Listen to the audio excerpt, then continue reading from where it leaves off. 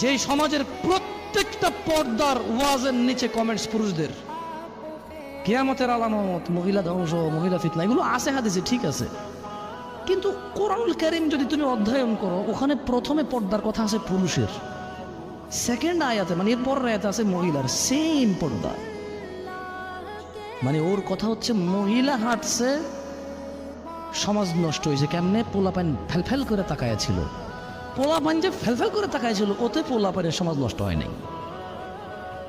তো এই সমাজের ক্র্যাক মাইন্ডেড পুরুষের কি করব আমি? কি করব এই অর্ধগলিত পচা বিবেকহীন পুরুষের এই সমাজের বসতিতে? এই সমাজ কিভাবে উন্নত হবে যে সমাজের পুরুষকে আল্লাহ বলেছে তুমি তোমার চক্ষুকে অবনত করো, সে এমনি তাকায়। আল্লাহ বলছেন নিচে করো, সে তাকায়। এটা দোষ না।